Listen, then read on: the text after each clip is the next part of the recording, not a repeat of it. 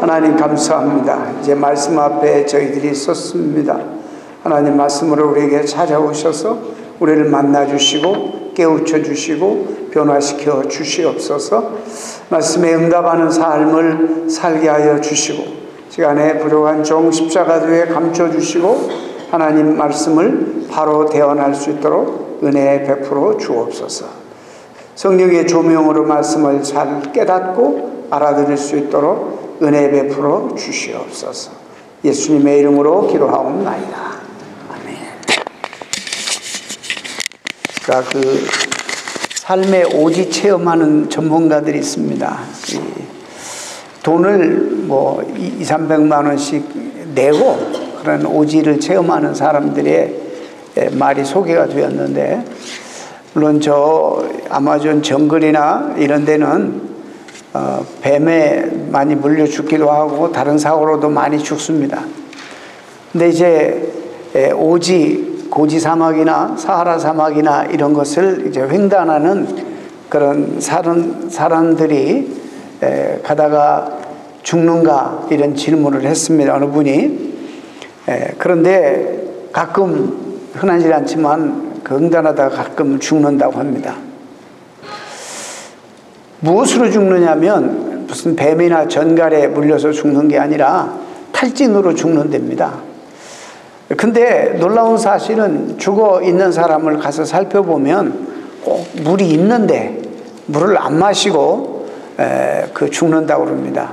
왜 그러냐면 뭐 한 40도, 37도에서 40도 이런 무더위에 걸으면은 땀이 나와도 건조하니까 금방 말라서 어떤 때는 이제 극한 체험을 하게 되면 못 느낀답니다. 갈증을.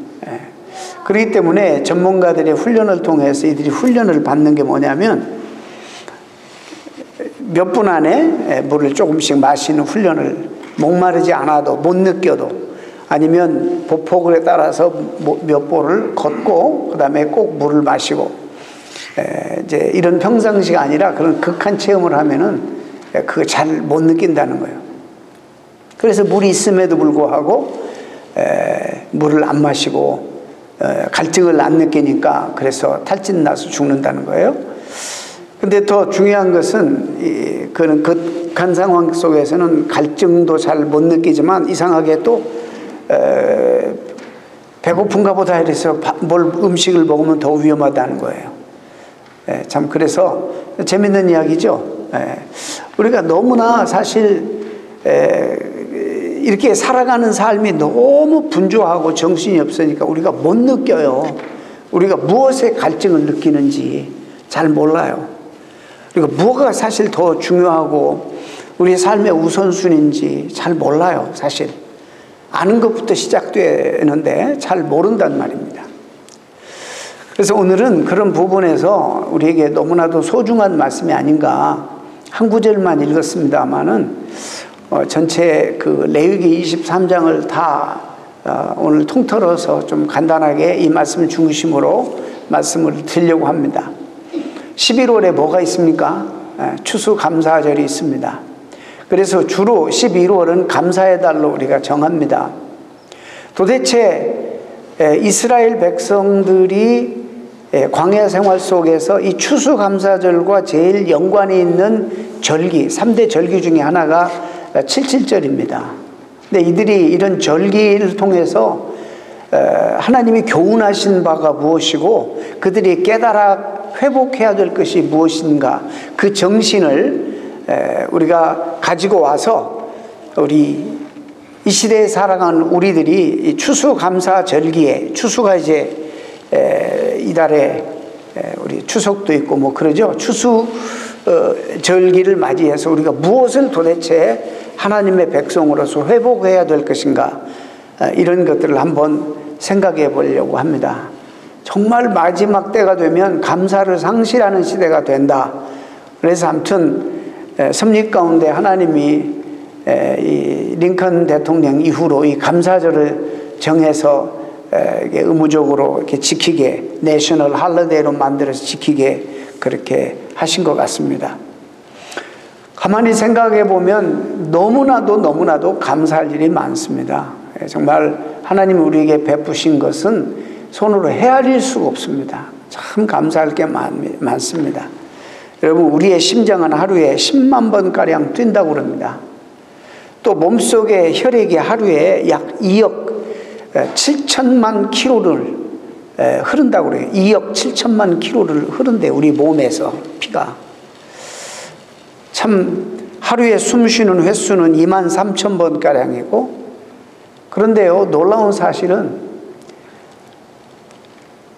심장과 폐가 다른 어떤 물리적인 힘을 가하여서 일부러 막 수고하고 힘을 쓰고 이 물리적인 압력을 주어서 돌아가게 하는 것이 아니고, 우리가 모르는 사이에, 우리도 모르는 사이에 지금 우리 안에서 이루어지고 있어요. 참 저는 우리 몸 하나가 이것만 생각해도 이건 보통 신비가 아닙니다. 이 우리의 몸에 온 우주를 담고 있다고 해도 과언이 아닙니다. 얼마나 신비스러운지 몰라요. 아니 2억 7천만 킬로를 우리 몸 안에서 하루에 이렇게 혈액이 돈다, 순환된다. 근데 그것도 어떤 물리적인 힘이 아니라 하나님의 은혜로 우리가 자동적으로 우리도 모르는 사이에 지금 그렇게 순환이 되고 있다는 것입니다. 여기에서 조금만 뭐가 잘못되면, 조금만 뭐가 하던 일을 멈추면 우리는 이제 그걸 멈추는 정도가 아니라 조금만 잘못돼도 그걸 병이라고 그러죠. 여러분, 그뿐만 아닙니다. 우리가 매일매일 365일 하루에도 쬐는 햇빛을 돈 주고 환산한다면 얼마가 될까요? 참 이거 값으로 환산할 수가 없습니다. 우리가 이 많은 공기들이 있습니다. 이 안에는 여러 가지가 있지만 거기에서 우리가 산소를, 필요한 산소를 딱 내 코가 기가 막히게 빨아들여서 내 몸으로 공급하는, 이것도 신비스러운 거 아닙니까? 그리고 이 폐를 정화하고 난 다음에 무슨 일을 하는지도 잘 모르지만 그 다음에 내 몸에 있는 독한 일산화탄소를 딱 내뿜어요. 왜냐하면 그게 풍겨지지 않으면 내 몸속에 이게 독으로 남아서 우리를 죽이기 때문에. 신비스럽지 않습니까? 우리 사랑하는 장로님 이제 병으로 돌아가셨는데 우리가 가서 현장에서 보았죠. 이 호흡도 우리가 그냥 자연적으로 지금 하고 있지만은 이게 안 되면 기계를 넣어요. 그래서 억지로 산소 통해서 억지로 집어넣고 또 이것도 빼야 되잖아요. 우리 모르는 사이에 이 근육이 들숨날숨 이렇게 되잖아요. 근육이 이걸 눌러가지고 일산화탄소를 내뿜어야 돼요. 이걸 안 품으니까 기계로 거기서 독한 가스를 뺍니다. 저 그걸 봤죠. 우리 봤어요. 얼마나 불편해 하셨는지 아시잖아요. 그게 정상입니까? 이것을 돈 주고 우리가 계산한다면 어떻게 환산할 수 있을까요? 참 하나님이 이 모든 것을 우리에게 무상으로 주셨어요. 감사하죠? 정말 감사한 일입니다. 우리의 세포의 분열도 모르고 또 우리의 피의 흐름도 모르고 무슨 적혈구, 백혈구 복잡해요. 그러나 그냥 하나님의 은혜로 맡기고 사는 겁니다. 얼마나 하나님의 큰 은혜인지 몰라요. 우리 호르몬의 분배, 호르몬도 이게 필요한 호르몬이 들어와야지, 이 호르몬 작용도 잘못되면 사람이 또 병나요. 하여튼 그래서 저는 그렇게 생각해요. 우리 온 우주가 우리 몸 안에 다 담겨져 있다. 보통 신비가 아닙니다. 이게 하나님의 은혜지 그냥 되어지는 게 아닙니다. 은혜라는 말을 사용할 때에 받을 자격이 없는 우리들에게 거저 무상으로 베푸시는 하나님의 사랑의 호의와 배려가 은혜예요. 그뿐만이 아니죠. 생명, 구원, 해와 달과 별들, 또 우리에게 여러 가지 재능도 주시고 감각, 참 하나님의 은혜가 아닌 것이 없습니다. 무엇보다도 감사한 은혜는 죄 용서받고 우리가 예수 그리스도를 통해서 하나님의 자녀되었다는 사실이 얼마나 감사한 조건인지 모릅니다. 여러분 정말 마지막 때에 더 감사를 상실하는 시대가 올 것이라 주님 말씀하셨는데 정말 그렇습니다. 여러분 감사하실 수 있기를 바랍니다.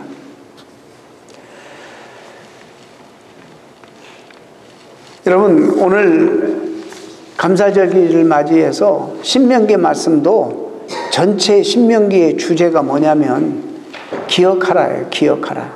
근데 그 말이 감사라는 히브리 개념하고 똑같은 동일어입니다.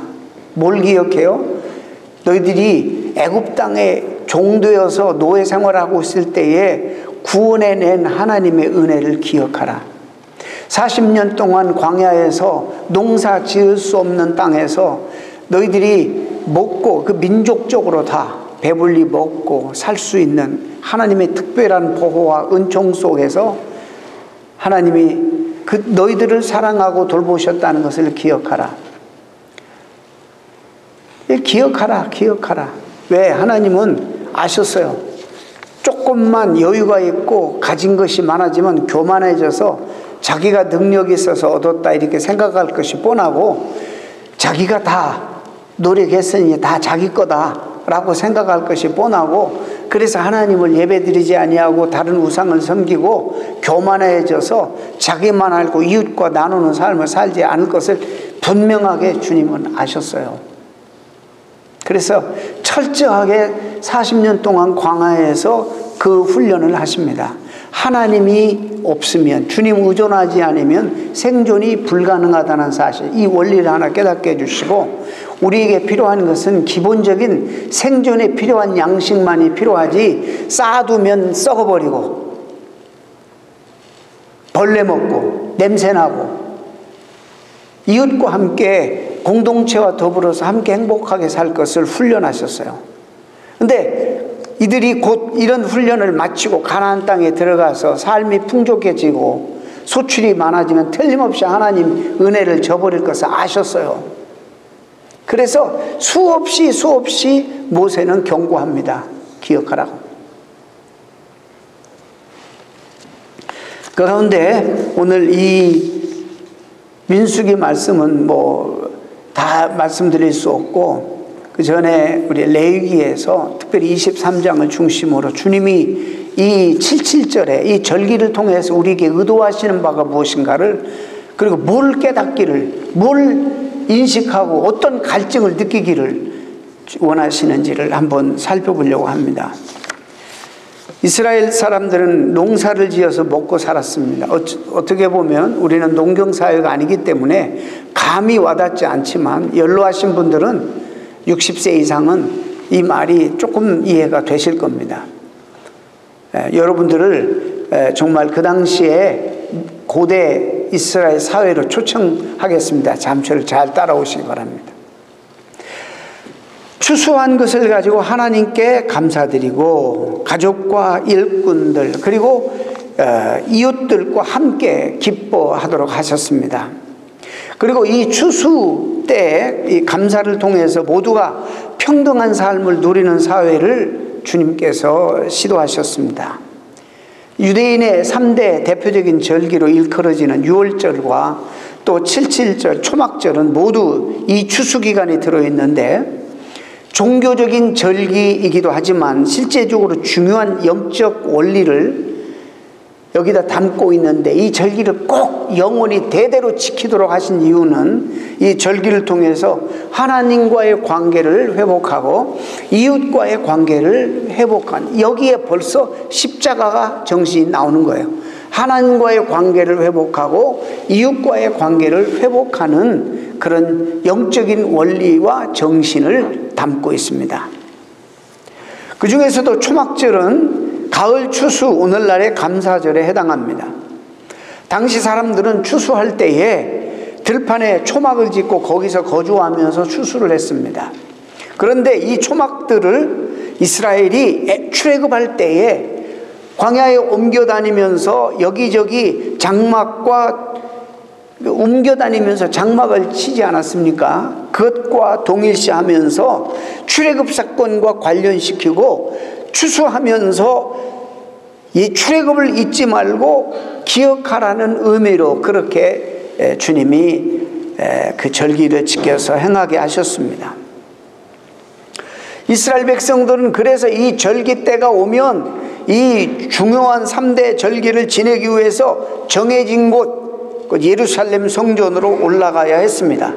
그리고 3대 이 절기는 축제의 성격을 가지는데 가족뿐만이 아니라 일꾼들과 더불어 특별히 주위에 가난한 사람들과 함께 쉼을 누리며 즐거워하도록 규정을 짓고 있습니다.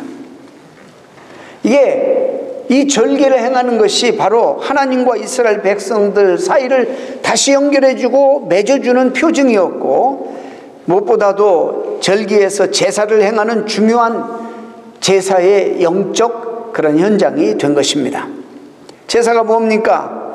이스라엘의 신앙을 형성하고 전승하는 중요한 기능을 했습니다. 그래서 여기서 주목할 것은 하나님께서는 이스라엘 백성들이 이 제의적인 이 틀, 이 포맷을 통해서 여러분 하나님을 만나고 이 하나님 제사를 통해서 가장 여기에 많이 나오는 단어 중에 하나가 쉼을 누릴 것을 말씀하십니다. 쉼. 이스라엘 백성들에게 각 절기마다 성회일이 반드시 쉴 것을 명령합니다. 계속 그날에 쉴 것을 명령합니다. 그리고 그것을 영원한 규례로 삼아서 대대로 전하고 지키도록 명령합니다. 다른 말로 말하면 쉼을 영원한 규례로 정하셨다 이 말입니다. 물론 탁 떠오르는 것은 육체적으로 쉬는 것을 의미하기도 하지만은 그것보다도 훨씬 더 심오한 뜻이 있는 거예요. 육체적인 쉼도 물론이거니와, 자, 오늘같이 쉼이 없는 이런 현대인들에게 이게 얼마나 고대 사회로부터 이들이 지켜왔던, 왜 하나님이 이렇게 이런 삶을 살까 봐서 미리 영원토록 제정해 놓으신 거예요. 이 쉼의 소중함을. 그런데 이 모든 절기들에서 하나님을 보여주시는 쉼은 야훼의 쉼에서 비롯됩니다. 구약성서는 하나님의 쉴 이유가 없는데도, 하나님이신데도 천지창조를 하시고 6일 열심히 하시고 7일째 쉬셨다라는 말을 강조합니다. 거기서 하나님이 우리에게 표본이 되신 거예요. 하나님은 쉬실 필요가 없는 거예요. 그러나 인간은 쉼이 필요한 무한한 존재가 아니라 유한한 존재이기 때문에 쉼이 필요한 것을 주님이 아셨어요. 그리고 더 중요한 건 타락한 이후에 안식을 규정하게 해서 이 안식의 의미를 예수 그리스도를 보여주는 하나의 모형으로, 그 쉼, 주님이 진정으로 우리에게 주시는 수고하고 무거운 짐진 자들아 다 내게로 오라, 죄로 말미암아 쉼이 없는 자기의 욕망과 욕심과 끝없는 그런 야망만을 위해서 달려가는, 그래서 쉼이 없는 죄가 그래서 우리의 삶을 망가뜨리고 자연을 망가뜨리고 관계를 망가뜨리고 우리 모두 하나님과 관계를 망가뜨리는, 그래서 쉼을 누리지 못하는 그런 인간들에게 바로 하나님 안에 올 때만이 쉼이 제공되고, 그래서 예수 그리스도가 이 땅에 오셔서 이 쉼의 완성이신 주님이 쉼을 제공할 것을 바라보게 하고 사모하게 하고 목표하게 하는 그런 의미가 있는 것입니다. 그래서 안식일에 대한 규정은 하나님의 행하신 창조 사역을 기념할 뿐만 아니라 재현하는 것이야 하고, 그래서 안식일을 준수하는 그것은 곧 하나님의 쉼을 본받는 것이고, 하나님이 하신 창조의 사역과 회복하시는 사역에 함께 동참하는 그런 일이, 그런 쉼이 되어야 한다는 것입니다. 이 명령에 제외된 사람은 인류 가운데 아무도 없습니다. 고대 이스라엘은 7째 날, 그래서 거룩한 안식일로 정하고 그날에는 사람뿐만 아니라 짐승과 땅도 반드시 쉬게 했습니다. 그리고 그것을 만약에 어기는 자는 죄송합니다, 죽였습니다. 하나님이 영원히 소중해서 우리의 유익을 위해, 생명을 위해서 정하신 건데 이걸 어기는 자는 죽이도록 명령했습니다. 안식일은 하나님과 이스라엘 백성 사이에 맺은 영원한 계약의 외적 표징이기 때문에 안식일을 지키지 않으면 어떻게 간주했냐면 하나님과 무관하가, 하나님의 관계가 절단된 것으로 그렇게 간주했습니다. 안식일이 없다면 이스라엘은 관계가 끊긴 것으로 간주했다는 것입니다. 이것을 대대의 표징으로, 대대로 영원한 언약이라고 함으로써 끊어지지 않고 영원히 이어져야 할 것을 강조했습니다.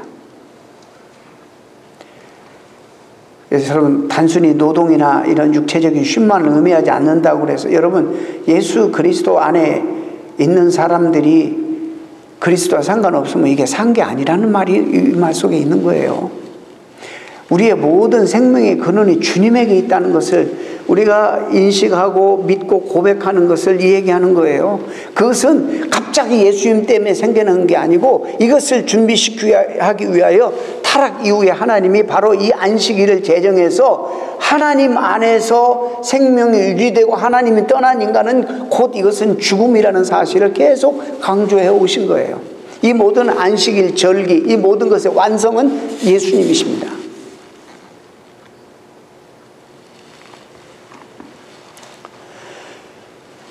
그런데 불행하게도 안식일을 거룩히 지키기 위한 의도는 좋지만 그래서 각종 규정들을 지나치게 만들었어, 인간들이. 그 정신이 중요한데 지나치게 규정을 만들어서 오히려 해방과 자유를 주신 하나님의 은혜를 맛보고 감사드리는 날. 그런데 예수님이 사역하실 당신에게 온갖 그냥 껍질만 있고 껍데기만 있고 내용이 다 타락 변질되어 버린, 오히려 인간의 삶을 옥죄기 시작하는 날로 변해버렸습니다. 사실 이 구약의 모든 절기들 역시 안식일을 기본 틀로 삼았습니다. 온전한 쉼을 누리기를 원하셨던 것입니다. 하나님의 관심은 우리 인간의 생명을 보존하는 것이기 때문에 안식일은 인간의 삶을 위한 것이지 절대로 인간을 괴롭히기 위한 것이 아니었습니다. 이 안식일은, 그래 그 안식일에 쉼을 가지는 것은 개인적인 차원뿐만이 아니라 온 이스라엘 공동체에 해당하는 공동체와 사회적 차원의 쉼도 포함되어 있었습니다. 여러분, 안식일이 모두에게 안식을 주지만 특별히 힘없는 사람에게, 제가 오늘 지금 제가 강조 안 했는데 우리 집사님에게 그 밀레의 좀 그림을 하나 제가 보내드렸어요. 좀 보여달라고. 네, 보세요. 저기 보면요, 참 경건하고 거룩한 여인들의 모습이, 이삭 줍는 여인들의 모습이 나오지만 저 뒤에 엄청나게 곡식을 쌓아두고 저 뒤에 또 말 탄 사람이 말 위에서 지켜보는 이런 그림도 저 뒤쪽에 있어요. 여러분, 이 안식일의 개념은 개인적인 차원뿐만 아니라 특별히 노예나 종들을 보호하고 가축들도 보호하신 하나님의 사랑의 배려였습니다. 결국 이 쉼은 말씀드린 것처럼 예수 그리스도께서 제공하시는 진정한 쉼에 대한 그런 예고이고 결국 주 안에서 완성된 것입니다. 이 그림이 갑자기 1, 2년 안에 그려진 그림이 아니래요. 오랫동안 그 당시에 경건한 이 사람이 오랫동안 여기저기다 막 그려놓은 것을 나중에는 그걸 가지고 스케치한 것을 큰 벽에다가 그렸다는 거예요. 여러분, 바로 이런 정신이 절기를 제정하시고 이걸 통해서 하나님이 이스라엘 백성들과 관계를 맺으시고 그리고 그 백성들끼리 공동체끼리 관계를 맺도록 하시는 그런 하나님의 영적인 의도였습니다. 끝없이 방해하는 요소들이 있었지만 바로 이 절기를 이스라엘 백성들이 지켜왔고 오늘도 그 정신을 우리가 물려받았습니다. 그래서 율법적으로 뭔가 하는가 안 하는가 이런 것을 우리가 규정하는 것이 아니라 정말 우리는 이 절기 동안에 물어야 돼요. 나는 과연 그리스도 안에서 쉼을 누리고 있는가? 결국에 인간의 문제는 뭐 문제라고 해서 죄의 문제예요. 이 죄가 우리에게 엄청난 갈등과 어려움과 우리 삶의 혼란을 가져왔는데 이 죄 문제가 과연 적어도 나에게는 해결됐는가? 이걸 묻는 그런 대단히 중요한 그런 절기가 되어야 됩니다. 두 번째는 이제 나눔입니다. 오늘 본문에 너무 아름다운 그런 표현이 나와요. 너희 땅에 곡물을 벨 때에 발 모퉁이까지 다 베지 말며 떨어진 것을 줍지 말고 너는 그것을 가난한 자와 객을 위하여 버려두라. 나는 너희 하나님 여호와니라. 가난한 자와 지나가는 나그네를 불쌍히 여기시는 하나님의 배려.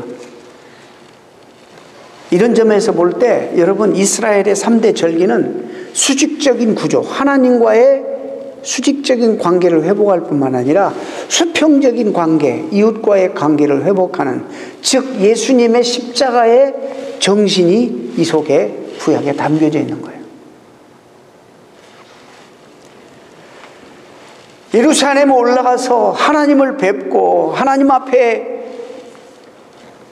제사를 드림으로 관계를 회복함과 동시에 가족뿐만 아니라 종들과 주위의 가난한 사람들과 함께 즐거워하는 이런 수평적인 구조, 이 조화를 이루게 하시는 하나님의 영적인 섭리와 원리가 이 절기 안에 담겨져 있습니다. 자, 오늘 본문은, 그리고 레위기는 여러분 세 가지를 강조합니다. 첫째, 우리가 얻은 수확은, 잘 들으세요. 우리가 얻은 수확은 하나님의 몫이 따로 있다는 거예요. 또 우리의 몫이 따로 있고 동시에 또 이웃의 몫이 따로 있다는 거예요. 내가 다 벌었으니까 다 내 것이다. No. 누가 번강을 주었고 누가 이 추수할 수 있는 능력을 허락했으며 누가 이것을 계속, 신명기에 나와요, 그 말씀이. 누가 너로 하여금 이것을 수확하도록 그 능력을 허락했느냐는 거예요. 건강을 주었느냐는 거예요. 햇빛과 비를 누가 허락해 주셨냐는 거예요. 철저하게 우리가 노력해서 얻은 것 같지만 우리의 몫은 물론 있지만은 이 안에는, 우리의 추수, 거둬들인 추수 안에는 하나님의 몫이 분명히 있습니다. 그 다음에 내 몫도 있고 동시에 이웃의 몫도 있다는 것입니다. 새롭습니까? 다 우리의 몫인데 이렇게 얘기해서 여러분 불편합니까? 제사가 5 중요한 제사가 있어요. 번제, 소제, 그 다음에 화목제, 그 다음에 속죄제, 속건제, 이 5개가 있는데 이 제사에서는 제일 중요한 것이 가지고 가는 제물입니다. 이 제물을 가지고, 소를 가지고 가든지 염소를 가지고 가든지 뭘 제물을 가지고 가면 온전히 그 제사 가운데 하나님 앞에 태워서 온전히 드릴 하나님의 몫이 있는 거예요. 번제 같은 건 전적이 하나님 앞에 다 태워드리는 거예요. 하나님의 몫이에요. 그 다음에 우리의 몫은요, 이제 그 다음부터 나오는데, 화목제 같은 거는 하나님 앞에 기름만, 우리가 못 먹는 기름만 태워서 드리고 이 소를 다시 돌려받아서 이것을 나오고 불안한 사람들, 이웃들, 관계가 서먹서먹하고 좀 서로 관계가 삐뚤어진, 깨어진 이 사람들을 다 초청해서 그들과 함께 이걸 먹으면서 잔치를 베풀고 기뻐하면서 관계를 회복하라는 거예요. 여러분, 내 몫도 있지만 이웃의 몫이 있다는 거예요. 이것을 절기뿐만 아니라 제사제도에도 분명하게 우리에게 보여주십니다. 아까 말씀드렸지만은 소유가 많아지면 과연 하나님을 만나고 신실한 그리스도인들도 교만해질까? 하나님을 멀리할 수 있을까? 이게 다 하나님이 주셨다고 고백도 했고 간증도 했는데 과연 그럴까? 거의 그렇습니다. 특별한 경우를 제외하고는 대부분이 소유가 많아지거나 삶이 편안해지면 하나님 소홀히 합니다. 그게 타락한 죄악된 인간이에요.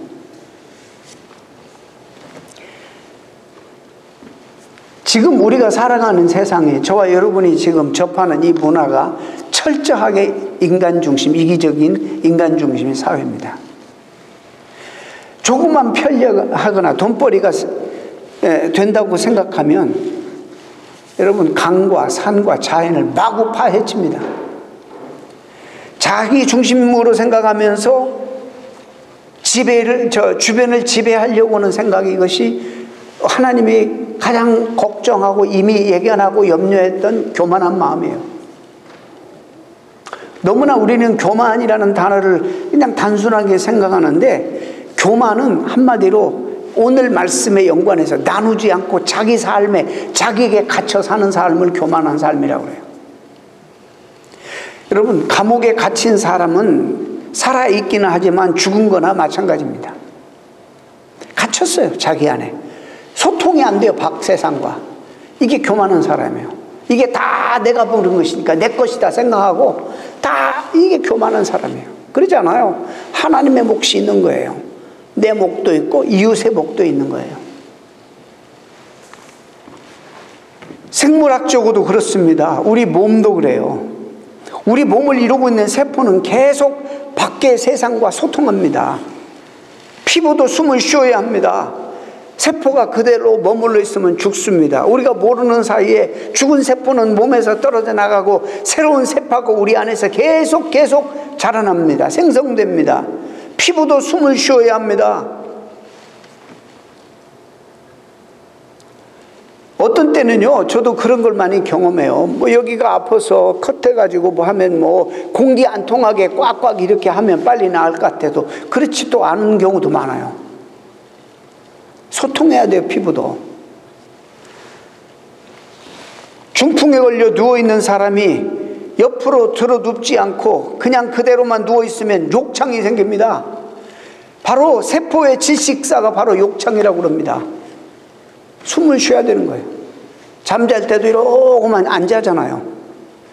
구부리기도 하고 돌리기도 하고. 이게 살아있다는 증거예요. 마찬가지입니다. 세상과 소통하지 못하고 자기 안에 갇혀 있으면 개인뿐만 아니라 교회도 마찬가지예요. 세상과 소통을 해야 돼요. 우리 영혼도 그렇고 하나님과 소통으로만 우리 영혼이 생명을 유지할 수가 있는 것입니다.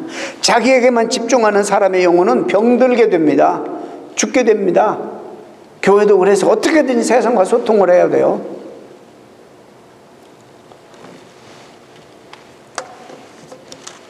성경에 이런 말씀이 있다는 거 여러분 아시죠? 잠언에 이런 말씀이 있습니다. 제가 일부 예배 때 너무 설교를 길게 해서 많이 줄였어요.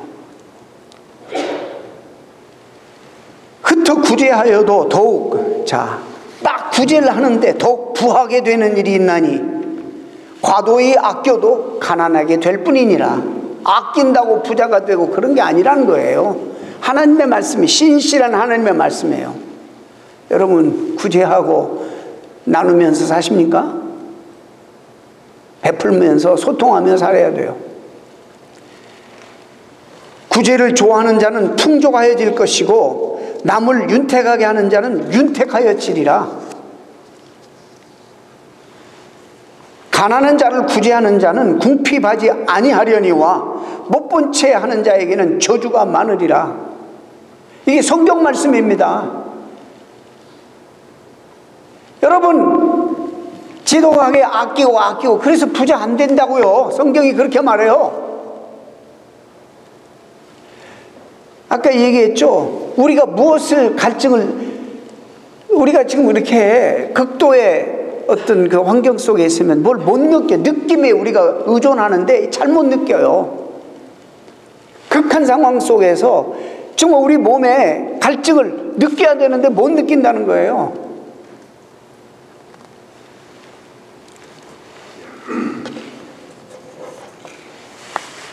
가난하고 무명의 화가인 존 씨가 캘리포니아에 살다가 예술가들이 모여 사는 뉴욕으로 이사 왔습니다. 그런데 오자마자 좀 배워서 정말 자기가 그리고 싶은 그 그림을 그려야 되는데 폐렴에 걸렸어요. 그래서 이게 폐렴이 점점 심하게 되니까 의사가 진단하기를 더 이상 살 수가 없다고 진단하는 겁니다. 그래서 그냥 절망에 빠져가지고 여자는 침대에 누워서 이제 죽었구나, 살 수가 없다고, 소망이 없다고 그러니까 창문을 바라보니까 저기 담장 너머로 넝쿨이만 이렇게 펼쳐 있는 거예요. 아휴, 이제 늦가을인지 낙엽들이 다 떨어지는지 바람 불고 하나씩 떨어지고 저 나뭇잎들이 떨어지면 나도 죽겠구나. 그리고 이제 그 나뭇잎들을 세는 거예요. 10개, 9개, 8개, 7개. 아, 저게 다 마지막에 떨어지면 내 생명도 떨어지겠구나.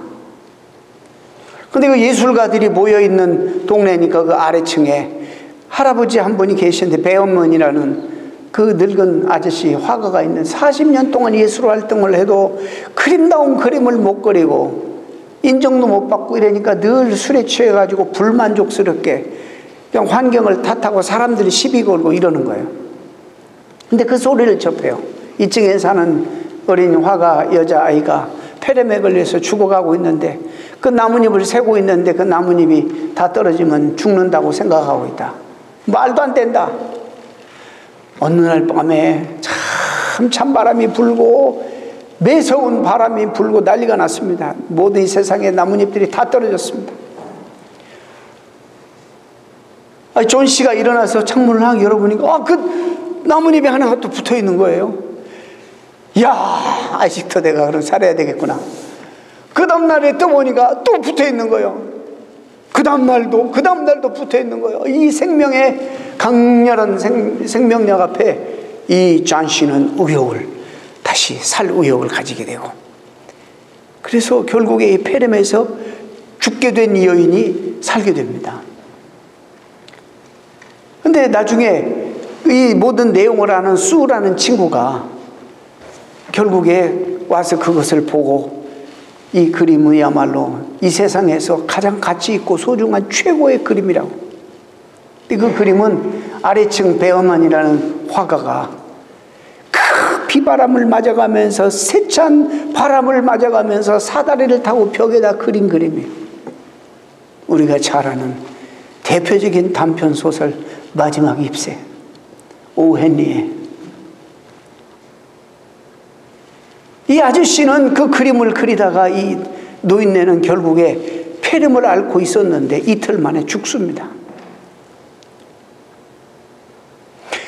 그런데 그 자기 희생이, 그 그림이 한 영혼을 살렸어요.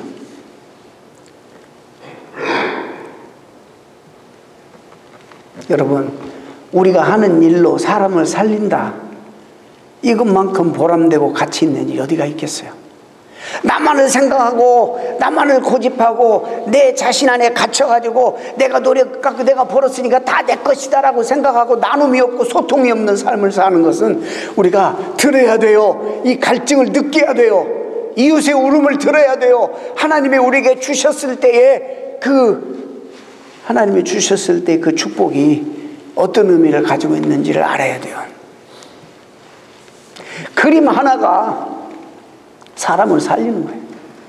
그가 하는 일을 통해 사람을 살렸어요. 한편의 그림, 렘브란트, 네덜란드 화가 렘브란트의 돌아온 탕자의 그림이 이 시대의 최고의 영상학자 헨리 나우엔을 살린 거예요. 아버지의 재산, 지 것도 아니야. 아버지 것을 가지고 다 방탕해서 허랑방탕 써버리고 말이죠. 아버지 품에 다시 살기 위해서 돌아온 이 아들을 자비하신 아버지가 아무것도 탓하지 않고 그냥 안타까움으로 끌어안는 이 사진, 그 손끝에 그 아버지의 사랑과 자비가 묻어나는 그림을 그렸단 말이죠. 그 그림을 보고 헨리 나우엔이 정말 방황을 멈추고 주님을 만납니다. 아버지의 사랑을 깨닫습니다. 이 사람이 얼마나 대단한 사람이에요? 철학을 공부하고 심리학을 또 공부하고 나중에는 이제 신학까지 공부해서 하버드 대학에서 교수였는데 최고의 인기 있는 교수, 최고의 명성 있는 교수, 최고의 다른 사람에게 영향을 끼치는 교수, 책을 썼다 하면 베스트셀러가 돼가지고 전 세계 지성인들에게 정말 영향을 주었던 그런 교수였어요. 근데 이 사람이 나이가 들면서 이제 정신쇠약에 걸렸어요. 신경쇠약에 이제 걸리게 됩니다. 그래서 이 사람이 고민하다가 신부가 되었는데, 신부인데 수많은 사람들을 섬기며 돕는 삶을 살다가 자신이 이제 점점 건강과 마음에 쇠약이 되니까 이제 나음이 잘못하면 남의 도움을 받아서 신세가 되겠구나 생각하면서 병이 더 심하기 전에 어디로 찾아가냐면 발달장애 공동체인 라리쉬 데이브레이크라는 그런 곳 시설로 찾아가서 목회자로 자원합니다. 유명하죠. 토론토에 있는 캐나다에. 이제 들어가자마자 이 어마어마한 사람이지. 우리가 흔히 만나면 서로 친분을 싹트고 누군지 관동성명도 나누고 뭐 하다 왔는지 묻는데, 여기에 발달장애에 있는 사람들은 오자마자 누구요? 당신 이름이 뭐요? 묻는 거예요. 아, 나 저기 하버드 대학 교수 헨리 나우엔이. 하버드가 뭐요? 하버드 대학은 전 세계 지성인들이 와서 학문을 탐구하고 하는 굉장히 사모하는 유명한 대학입니다. 왜 공부하는데? 직접적으로 다이렉트리 막 질문하는 이 질문 속에 충격을 받습니다. 그리고 그날 저녁에 그는 일기장에 이렇게 씁니다. 나는 여기에서 내가 얼마나 대단한 존재인지, 내가 얼마나 쓸모있고 인기있고 영향력 있는 존재인지, 내가 책을 내기만 하면 세계 수없이 많은 지성인들이 다 사보고 얼마나 많이 읽고 영향을 받고 있는지 설명하기가 불가능해졌다. 그런 것이 아무런 소용이 없고 관심도 없는 세상에 온 거예요. 그러면서 그 다음 문장이 참 가슴에 와닿아요. 그런데 어쩌면 나의 오랜 내면과 마음의 힘듦과 방황이 이곳에서 멈춰질지도 모르겠다는 생각이 든다. 왜냐하면 이들이 신이, 하나님이 인간을 대하는 그런 방식과 가장 유사하게 나를 대하고 있기 때문이다. 하나님 우리에게 계급 묻겠어요? 하나님 우리에게 얼마 가졌느냐, 대학 어디 나왔냐 묻겠어요?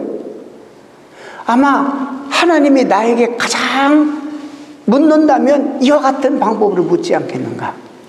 나는 비로소 오랜 방황에 답을 찾게 되었고 진정한 쉼을 누리게 되었다. 쉼.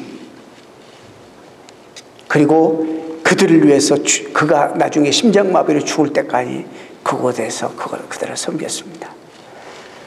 그곳에 있는 동안에 쓴 그의 책은 너무나 우리에게 감동을 주고 엄청난 그리스도인들의 영향을 주어서 현대 이 시대의 가장 훌륭한 영성가로